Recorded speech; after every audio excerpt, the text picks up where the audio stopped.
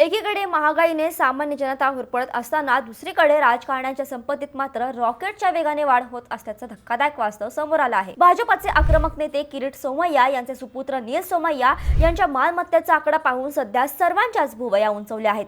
अवघ्या 8 वर्षात नील सोमय्या यांची संपत्ती कोट्यावधींनी वाढली असून त्यांच्या ताफ्यातील 22 लाखांची आलिशान थार गाडी सध्या मुंबईच्या राजकीय वर्तुळात चर्चेचा विषय ठरली आहे।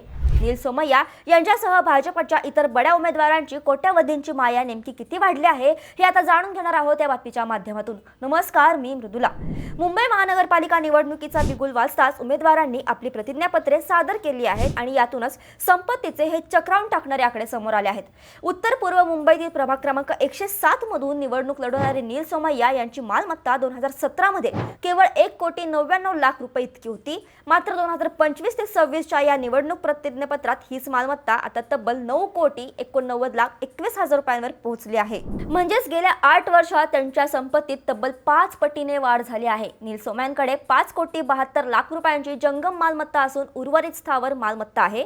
विशेष म्हणजे त्यांच्याकडे 22,64,000 रुपये किमतीची महिंद्रा थार ही आलिशान गाडी असून ती सध्या प्रभागात आकर्षणाचे केंद्र ठरत आहे। उच्च शिक्षित असलेल्या नील सोमय्यांच्या या मल्टीफोल्ड प्रगतीची सध्या मुंबईत जोरदार चर्चा सुरू आहे। केवळ नील सोमय्याच नव्हे तर भाजपचे अनेक माजी नगरसेवक यावेळेस कोट्याधीश उमेदवारांच्या यादीत अव्वल स्थानी आहेत।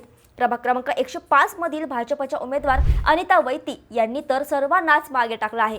केवळ 10वी पर्यंत शिक्षण झालेल्या अनिता वैती यांची एकूण मालमत्ता 28,88,00,000 रुपयांच्या घरात आहे।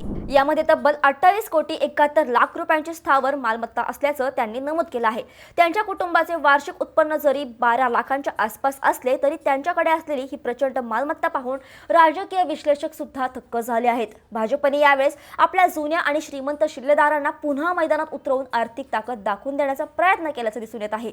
याच यादीत भाजपचे माजी गटनेते प्रभाकर शिंदे आणि माजी नगरसेवक प्रकाश गंगाधरे यांचंही नाव आहे। प्रभाकर शिंदे यांची संपत्ती 2017 मधील 11 कोटींवरून आता 17,63,00,000 गेली आहे। तर प्रकाश गंगाधरे यांची मालमत्ता सुद्धा 2,47,00,000 थेट 12,88,00,000 पोहोचली आहे। गंगाधरे यांच्याकडे 38,00,000 रुपयांची इनोव्हा हायक्रॉस ही महागडी गाडी आहे। एकीकडे मुंबईकर खड्डे, पाणी आणि ट्रॅफिकच्या समस्यांशी झुंजत असताना दुसरीकडे लोकप्रतिनिधींच्या मालमत्तेत झालेली ही प्रचंड वाढ आता चर्चेचा आणि वादाचा विषय ठरत आहे।